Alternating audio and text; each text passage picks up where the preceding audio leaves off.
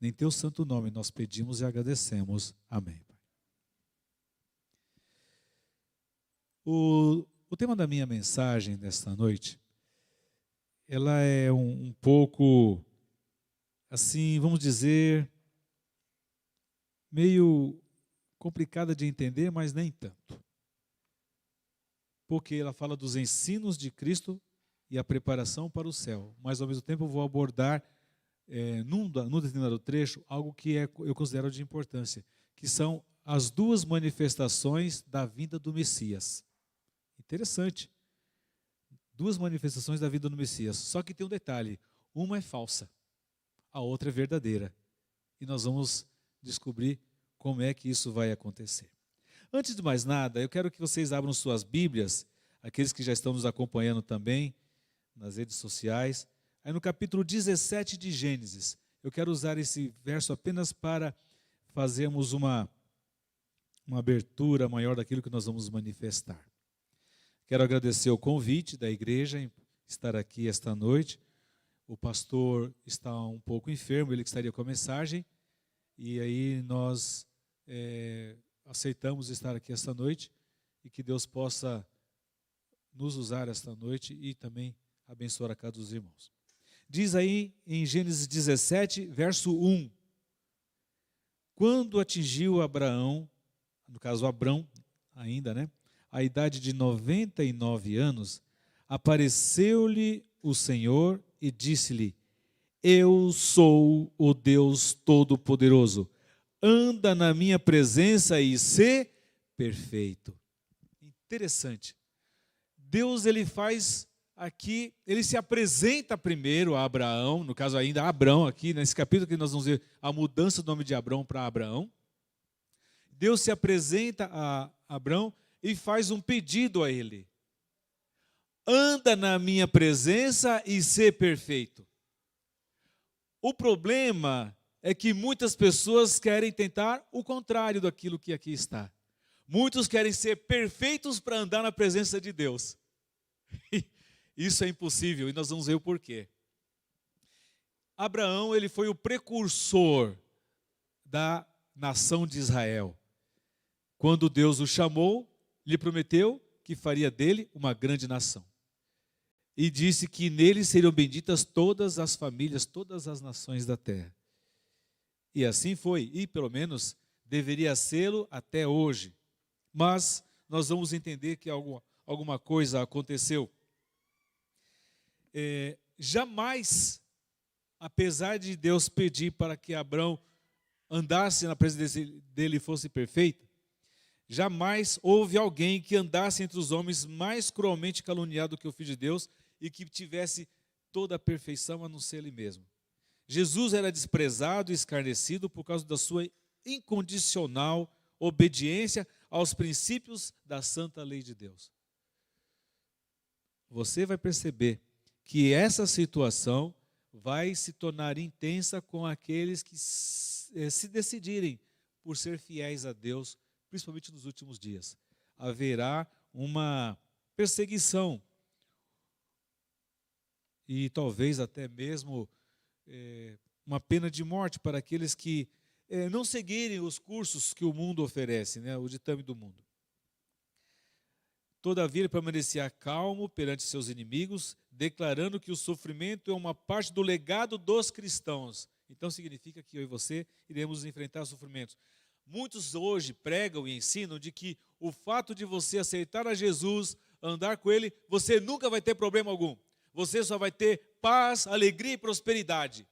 Mas Jesus disse o contrário, que aquele que desejar fazer a vontade dele sofrerá perseguições. E ele ainda disse, lá em João 16, 33, diz, tenho-vos dito isso para que em mim tenhais paz. No mundo passarei por tribulações, mas tende bom ânimo, eu venci o mundo. E ele ainda também diz em João 14, 27, deixo-vos a paz, a minha paz vos dou, não vou-la dou como o mundo a dá, não se turbe o vosso coração, nem se atemorize.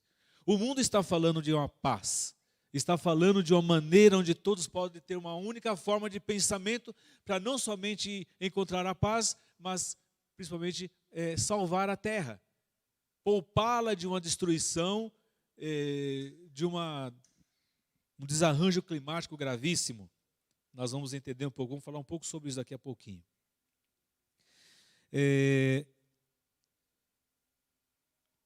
Jesus permanecia fiel. Seus seguidores também iriam passar pela mesma parte que ele passou, enfrentando as setas da perversidade, e ele pede que seus seguidores não desfaleçam sob a perseguição. Lamentavelmente, nós teremos uma evasão muito grande da igreja daqui a algum tempo, quando vierem as perseguições.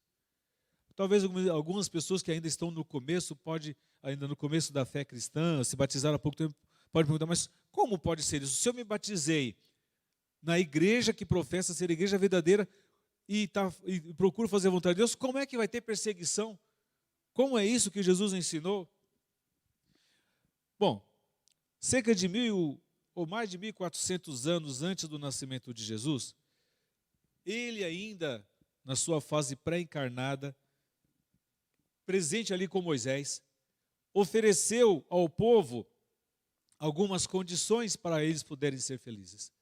E mostrou que havia bênçãos e maldições. Bênçãos ao seguir ao Senhor e fazer a sua vontade, e maldições, caso rejeitassem, caso quisessem seguir sua própria conduta, seu próprio caminho. Nós vemos isso em Deuteronômio, inclusive estamos estudando esse trimestre o livro de Deuteronômio, capítulo 27, 9 a 26, e o 28, 15 a 68, onde ali nós vemos os montes das bênçãos e maldições. Mas a gente sabe que, infelizmente, isso jamais aconteceu, de o povo de Israel ser um grande representante de Deus, de modo que favorecesse plenamente a mensagem e todas as nações fossem abençoadas. Infelizmente, isso não aconteceu. E quando Jesus chegou, veio na sua forma humana, ele teve que mostrar-lhes o conjunto de bênçãos e as bem-aventuranças naquele monte que ele esteve ali, na Monte das Bem-aventuranças, mostrando como seriam essas bem-aventuranças, quais eram as condições e como elas se desenvolviam. Muitos dos líderes do Antigo Testamento levaram Israel a receber maldições. Infelizmente, nós vemos quantos reis que dominaram sobre tanto o reino do norte quanto a área de Judá e Benjamim, que a capital era Jerusalém. Do reino do norte, nenhum foi fiel a Deus. Todos trouxeram maldição a ponto do reino ser devastado e distribuído por várias nações. Mesmo assim, Deus ainda procurou preservar, embora tivesse enviado os judeus, toda a parte de Jerusalém, para o exílio na Babilônia, Deus ainda trouxe-os de volta, cumprindo sua promessa de que quando se arrependesse eles voltariam. Mas a gente sabe que, lamentavelmente, ao longo da história, o povo prevaricou.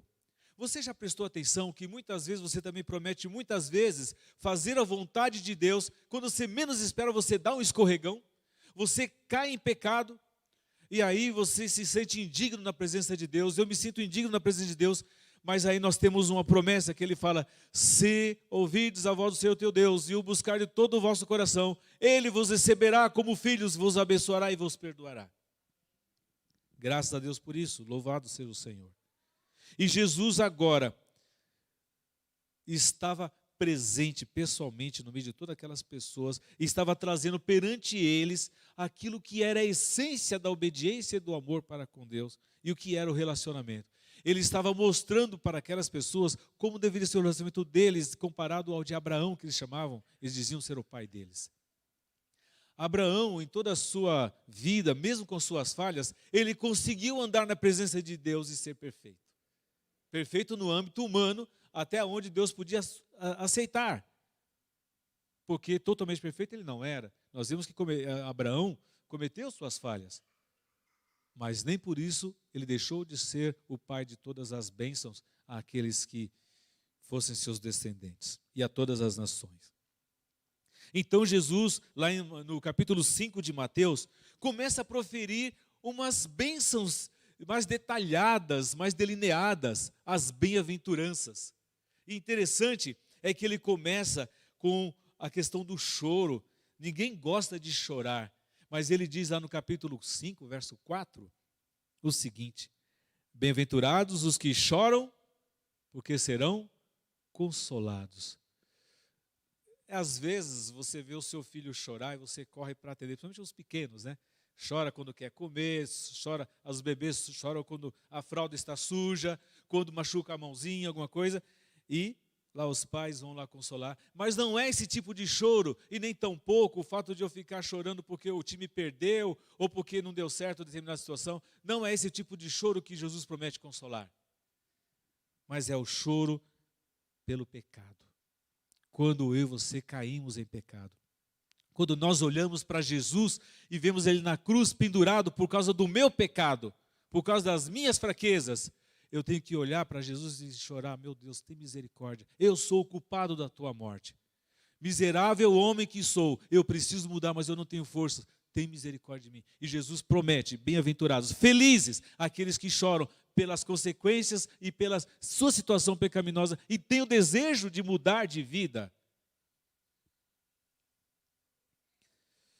Nós esquecemos nosso melhor amigo, desprezamos o mais precioso dom deparado pelo céu. Crucificamos de novo em nós mesmos o Filho de Deus e de novo traspassamos aquele sangrento e ferido coração. Separamos-nos de Deus por um abismo de pecado extenso, negro e profundo, e choramos com o coração quebrantado. Cristo conforta esse choro e lamento. Amém? Quando eu e vocês nos quedamos, caímos ali de joelhos, arrependidos pelo nosso pecado, pela nossa fraqueza, por termos quebrantado a Cristo, Ele vem ali e nos conforta, mostrando: meu filho, teus pecados estão perdoados, vá e não peques mais. E quantas vezes você e eu fomos ajoelhar perante Deus, Ele fala: meu filho, vá e não peques mais, eu te perdoo. Enquanto a porta da graça está aberta, enquanto Ele está intercedendo por nós, Ele vai estar fazendo isso incessantemente. Sabe por quê? Porque Ele te ama, porque Ele me ama. E Ele quer salvar a nós. O Senhor apiedado observava quando Davi se vestia de pano de saco e em sua consciência o acusava. Os sinais exteriores de sua humilhação testificavam o quão contrito se achava. Em sentido, expressões vindas de um coração quebrantado, apresentou o seu caso a Deus. E o Senhor não desamparou o seu servo. Nunca foi Davi mais caro ao coração do infinito amor do que quando, com consciência abatida, para salvar a vida, fugiu dos inimigos que haviam sido instigados à rebelião por seu próprio filho. Eu quero que você saiba de uma coisa: se existe um momento em que eu e você temos mais valor perante Deus, não é quando a gente está devolvendo o dízimo, oferta, aguardando o sábado, mas é quando a gente corre para Ele suplicando perdão, quando nós estamos com o nosso coração contrito, quebrantado pelo pecado, mas cheio de arrependimento e desejo de mudança. É esse o momento que Deus mais tem o desejo de nos abraçar e dizer: filho, eu te amo, você é meu, não quero que você saia dos meus braços. É dessa forma que Jesus quer que eu e você nos relacionemos com Ele. Tem uma outra bênção aqui maravilhosa, olha que gostoso, Mateus 5, verso 5. Bem-aventurados os mansos, porque herdarão a terra. Não é aquele que briga, aquele que guerreia, aquele que não leva desaforo para casa que vai conseguir se sair melhor. Às vezes a gente vê tantas coisas acontecendo nesse mundo violento que nós estamos vivendo. Às vezes um cristão é humilhado pela sua fé, mas ele permanece ali quieto e se mantém firme no seu propósito. Esse que permanece fiel, permanece firme, é ele que vai herdar a terra. Talvez ele não vai herdar nada aqui neste mundo. Talvez eu e você não tenhamos alguns privilégios que muitos aí têm. Mas a nossa fidelidade, nosso relacionamento com Jesus nos dará a oportunidade de herdarmos a terra prometida, a Canaã celestial. O mais precioso fruto da santificação é a graça da mansidão. A verdadeira mansidão abranda e subjuga o coração e prepara a mente para a palavra impressa. A mansidão é o adorno interior que Deus julga de grande preço. Vou repetir, marque bem essa frase. A mansidão é o adorno interior que Deus julga de grande preço. Os anjos no céu registrarão como melhor adornados aqueles que se revestem do Senhor Jesus Cristo e andam com Ele em mansidão e humildade de espírito. Quando eu e você demonstramos a mansidão, não é porque nós somos mansos, não. É porque nós já buscamos, primeiro, ser puros, aceitando a Cristo em nosso Salvador, porque essa mansidão não é nossa, é dele.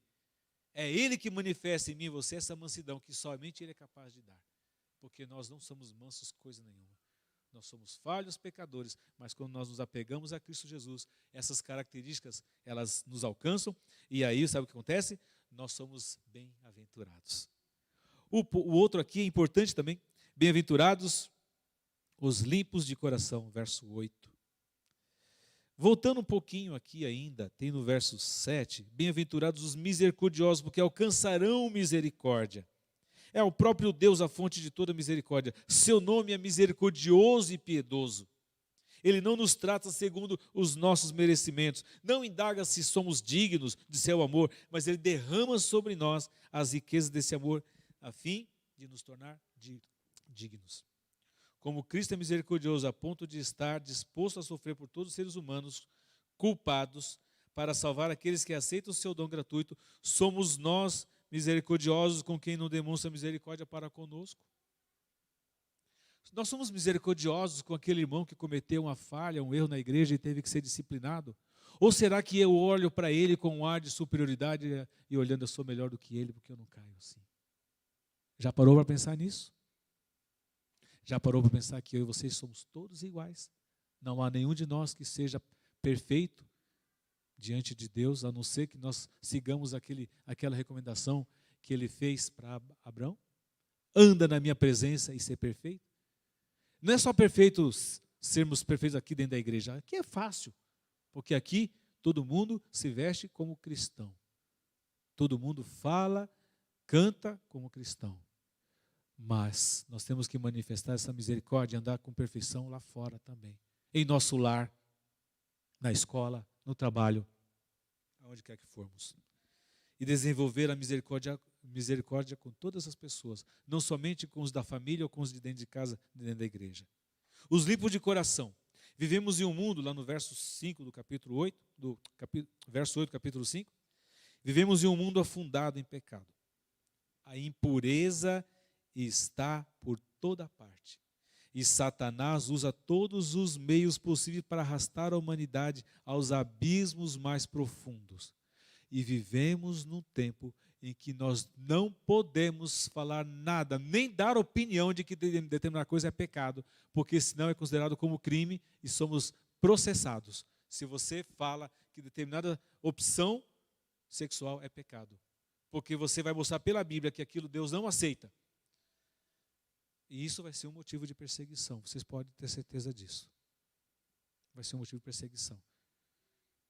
Porque muitas igrejas estão começando a aderir e dar oportunidades para que as pessoas que apoiam a ideologia de gênero tenham âmbito de poder falar, pregar e fazer outras coisas, achando que diante disso estão fazendo a vontade de Deus. Mas ser limpo de coração envolve um monte de coisa, irmãos. E se existe uma coisa que Deus faz questão é que nós preservemos o nosso corpo e a nossa mente da maneira como Ele quer para Ele poder habitar. E a vida sexual tem muito a ver com isso. A pureza sexual. E não adianta, não existe meio termo. Isso nós não podemos negociar com ninguém. Deus não faz negociação. Deus não aceita aquilo que Ele não criou. Deus não aceita uma terceira via. Ou segunda via. Na verdade, que eu saiba, só tem duas vias, homem e mulher. O que passa disso não vem de Deus. A perfeição não se resume a desempenho, mas a total dependência de Cristo, que pode fazer por nós aquilo que jamais poderemos fazer por nós mesmos. Quando eu e vocês dependemos totalmente de Cristo, nós não teremos medo de chamar o pecado pelo seu nome exato e nem vamos nos acovardar diante de ameaças, diante de censuras, porque aqueles que estão falando a verdade estão sendo censurados. As redes sociais, quando você coloca alguma coisa a favor da Bíblia, estão já advertindo que você não pode fazer aquilo. Alguns são suspensos. Desse jeito. Então, limpeza de coração envolve um monte de coisas relacionadas a isso. Mas se não tivermos ligado com Cristo, essa limpeza de coração não haverá.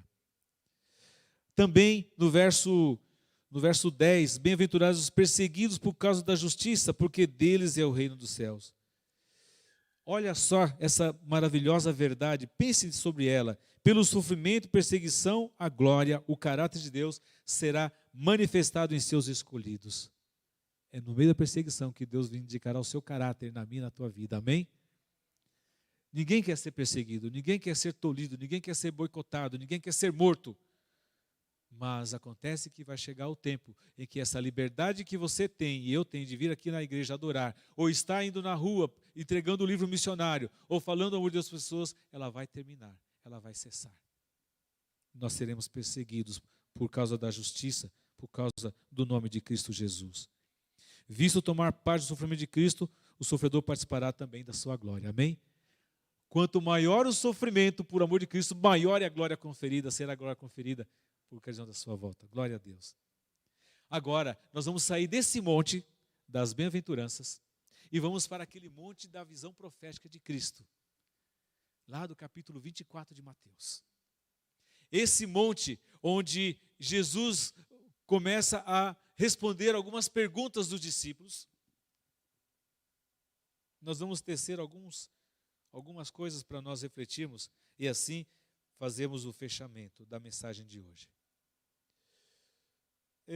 Os discípulos chegaram a Jesus e perguntaram, primeiro mostraram para ele na estrutura do templo, lá no capítulo 24 de Mateus, certo?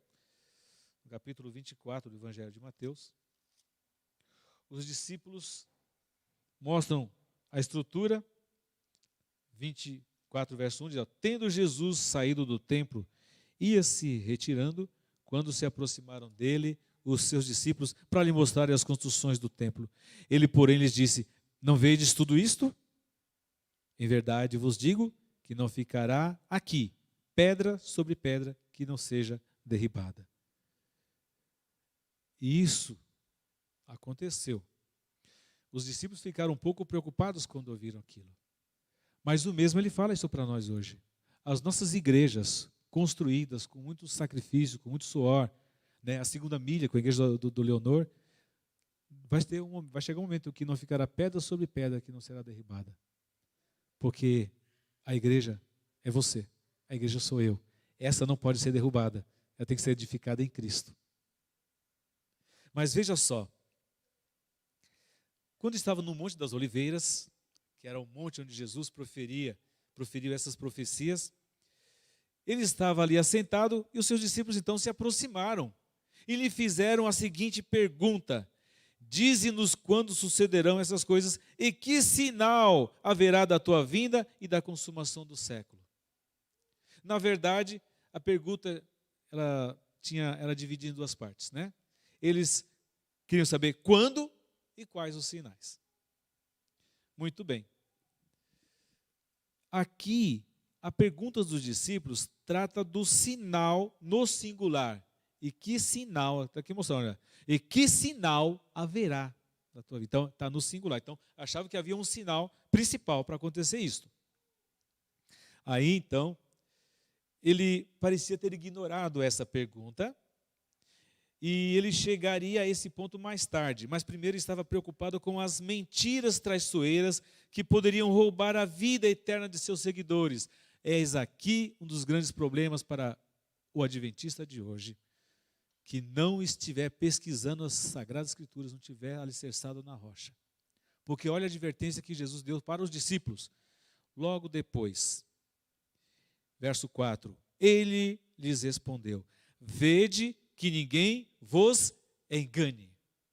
A primeira arma de Satanás, a primeira atividade dele como precursor do mal foi o engano. Enganou os anjos no céu, enganou o homem aqui na terra e continuará enganando. E por 4 vezes Jesus fala sobre a palavra engano aí em Mateus 24. Ele estava preocupado com o fato de que grandes sinais e prodígios pudessem enganar, se possível, os seus seguidores. Se possível, os eleitos.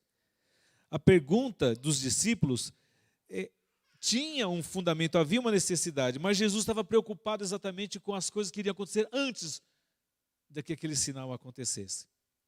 Além de alertar sobre os enganos, Cristo mencionou crises que ocorreriam antes de sua vinda, guerras, fomes, terremotos, perseguições e muitas apostasias. Ele também exortou seus seguidores a guardarem o sábado e a estudar sobre a abominação mencionada em Daniel. Por fim, quando ele falou todas essas coisas, ele respondeu à pergunta dos discípulos.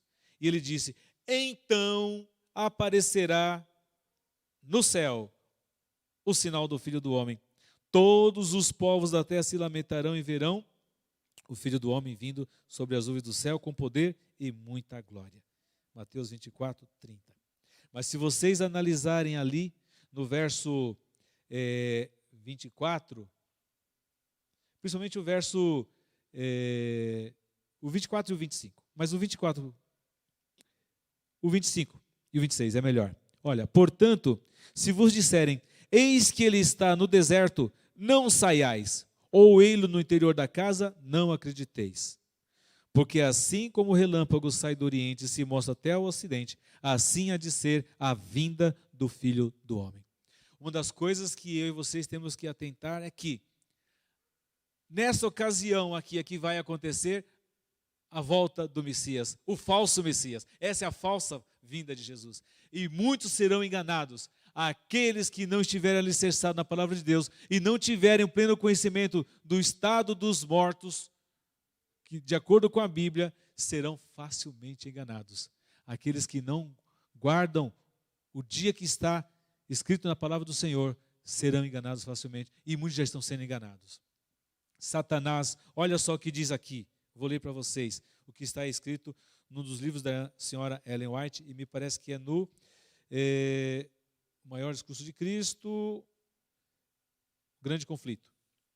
Está no Eventos Finais também, mas aqui diz aqui, olha, como ato culminante no grande drama do engano, o próprio Satanás personificará a Cristo. Além disso, não será permitido a Satanás imitar a maneira pela qual o advento de Cristo ocorrerá. Se tiver oportunidade, Satanás impedirá os crentes de obter o preparo necessário para resistir naquele dia. Ele fará com que as coisas aconteçam de tal maneira que o caminho deles fique obstruído. Procurará envolver os cristãos com tesouros terrestres. Olha aqui. Ele os fará levar um fardo pesado, cansativo, para que seu coração se sobrecarregue com os problemas desta vida e o dia de angústia os surpreenda como um ladrão. É aqui que eu e você precisamos vigiar e suportar as provações, porque alguns falam, então quer dizer que só o pessoal que tem condições financeiras que vai ser afligido? Talvez você que não tenha condições financeiras fale, ainda bem que eu não sou rico, eu estou livre disso. Não. O rico fica preocupado com a sua vida, com a sua estabilidade financeira. E o pobre fica preocupado em ganhar dinheiro para deixar de ser pobre. Ele fica angustiado. Quando acaba a comida, quando acaba o dinheiro, ele entra em desespero. As aflições fazem com que ele comece a murmurar, a se queixar. Tanto o pobre quanto o rico correm risco se não tiver alicerçado em Cristo. Então, irmãos, nós temos aqui vigiar com toda a calma, não permitir que Satanás encha a nossa cabeça de ansiedade e preocupação e nem de cuidados dessa vida. É aqui que nós temos que ser cuidadosos e vigilantes.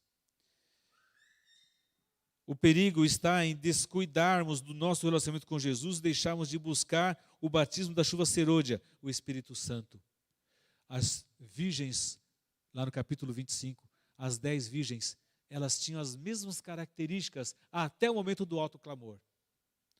Até o momento delas dormir, todas eram iguais. Todas tinham lâmpada, todas eram virgens, todas esperavam o noivo, todas estavam reunidas, todas dormiram. Mas a grande diferença foi quando o noivo chegou. Um grupo estava totalmente preparado porque havia azeite de reserva. E esse azeite foi pedido pelas demais e não podia ser passado. Já falamos em outro sermão aqui de que o azeite representa a nossa experiência espiritual, a dotação do Espírito Santo em nossas vidas, que é algo assim que você não tem como compartilhar. Você compartilha a mensagem da salvação, o amor de Deus, mas a tua experiência pessoal é você quem tem que viver e a pessoa também tem que viver a dela. Se eu e você buscarmos a presença do Espírito Santo agora, estivermos insistindo, buscando continuamente, nós estaremos enchendo as nossas vasilhas e tendo azeite de reserva, porque só vamos suportar os tempos difíceis que virão se tivermos a presença da chuva serôdia, sem a qual ninguém dentro da igreja ou fora dela vai conseguir suportar. O Espírito Santo será retirado da terra, mas vai ser retirado de sobre aqueles que não aceitaram a graça de Deus. Mas os que aceitaram estarão já selados com o Espírito Santo, com a chuva serôdia. Vão passar pela angústia de Jacó, vão suportar dificuldades e vão tentar lembrar de pecados que cometeram, não vão se lembrar que foram todos apagados. Amém? Porque você e eu estaremos selados para a vida eterna. Não sei se eu e você estaremos vivos nessa ocasião. O que as virgens nécias têm a aprender? A batalha pela vitória consiste em nos tornarmos conectados com Jesus Cristo. Permanecendo nele, então Deus completará a vitória. Graças, porém, a Deus que em Cristo Jesus sempre nos conduz em triunfo. Amém? Manter-nos conectados. Às vezes nós estamos muito conectados com as pessoas nas redes sociais, com o celular, com a internet, com a música, com as informações. Mas como será que nós estamos com a nossa conexão com Jesus? Às vezes nos conformamos com um conhecimento superficial da Bíblia, ou com alguns momentos de oração repetida muitas vezes. Nós repetimos as mesmas orações todo dia na hora de comer, na hora de dormir e assim por diante. E às vezes lemos um trecho da Bíblia pela manhã, estudamos lição, achando que aquilo é o suficiente. O tempo que temos de pressão mundana exercida sobre nossas mentes, uma mera forma religiosa de ir à igreja algumas vezes na semana e orar e estudar a Bíblia superficialmente, não nos preparará jamais para o fim e nem para o céu. O que eu estou falando é sério. O que eu estou falando vale para mim, vale para você. Que eu e você possamos compreender que é impossível viver e vencer sem Jesus. Não existe, gente. Por mais que você tenha a forma da religião, por mais que você seja um observador dos mandamentos de Deus, se você estiver fazendo isso apenas para ser salvo, você está perdido e eu estarei perdido. O que vai fazer a diferença é a íntima comunhão com Jesus e a busca incessante pela presença do Espírito Santo. Se eu e você não estivermos alicerçados dessa forma, vã terá sido a nossa fé, a nossa esperança. E que Deus abençoe para que eu e vocês possamos estar intimamente ligados com Jesus, a ponto dele estar dentro de nós, para que ele seja manifestado, ele possa crescer de tal forma dentro de nós, na nossa mente, no nosso ser, que as pessoas possam olhar para nós e nós possamos cumprir aquela parte que está lá no grande conflito também, que homens e mulheres resplandecendo em santa consagração, indo de um lado para o outro, pregando a mensagem, preparando o povo para a vinda do Senhor. A última mensagem, a mensagem dos 3 anjos. Irmãos, eu não sei quanto tempo ainda eu e você teremos de vida para poder testemunhar. Eu não sei quanto tempo ainda nós teremos para manter a nossa fé aqui neste mundo. E eu não sei quantos de nós aqui estaremos presentes até o dia da volta de Jesus. Mas eu posso dizer uma coisa para vocês. Eu creio, na minha concepção, que diante das coisas que estão acontecendo, certo? Nós ainda podemos ver Jesus em nossa geração. Não sei quando, mas ele virá. Ele já está vindo. Pode ser que alguns de nós descansemos antes, mas eu creio plenamente que todos aqueles que aqui estão, pode ter certeza absoluta que quando você colocar a tua vida escondida com Jesus, você vai fazer parte desse povo que vai dar a vida eterna e eu também. Amém? Quantos aqui desejam ter realmente esse íntimo relacionamento com Jesus e permitir que o Espírito Santo molde o seu caráter, a sua vida? Se você aí também que está assistindo tem esse desejo, gostaria que neste momento curve a sua fronte para que eu e você possamos consagrar nossa vida a Deus. Senhor, muito obrigado por esta mensagem que o Senhor nos trouxe. Somos falhos, somos pequenos, somos incapazes de por nós mesmos fazer qualquer coisa pela nossa própria salvação, a não ser a única que o Senhor pede, manter a comunhão contigo, andar na tua presença e ser perfeito. Ajuda-nos, ó Senhor. Teus filhos levantaram a mão, como eu também. E em algum lugar o Senhor viu que outras pessoas também levantaram a mão. E antes de nós cantarmos o hino final, nós queremos apenas pedir que o Senhor nos aceite nesta noite. E que nós possamos nos esconder em Cristo Jesus. E que nós possamos estar preparados para a última grande batalha. Porque sem Ti, Senhor, nós não podemos vencer, mas sabemos que em Teu nome somos mais que vencedores. Por isso nós pedimos e agradecemos que nos fortaleça com a presença do Santo Espírito, agora e para sempre. Amém.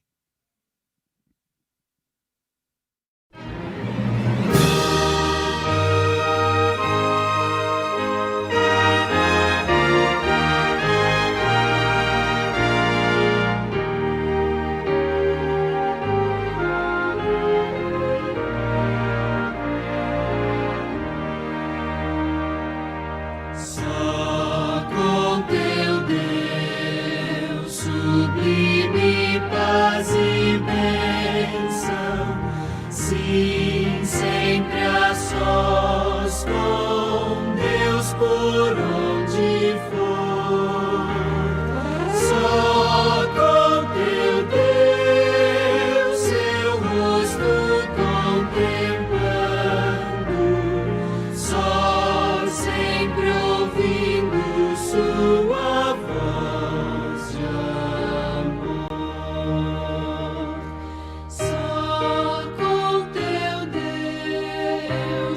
nas horas mais difíceis, mas Ele tem palavras dos céus.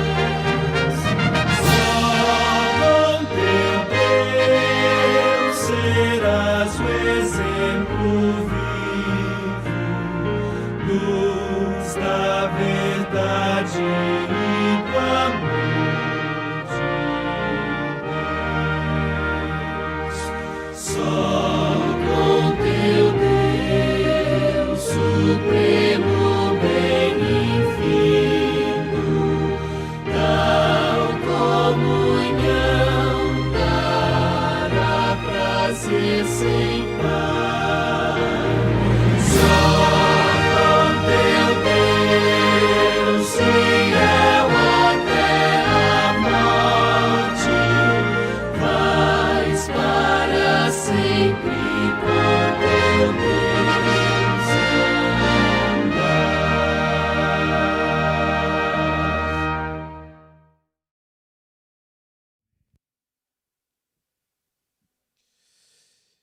Que ao sair daqui, e você também ao se recolher, leve consigo estas palavras: o Senhor te abençoe e te guarde. O Senhor faça resplandecer o seu rosto sobre ti e tenha misericórdia de ti. O Senhor sobre ti levante o rosto e te dê a paz.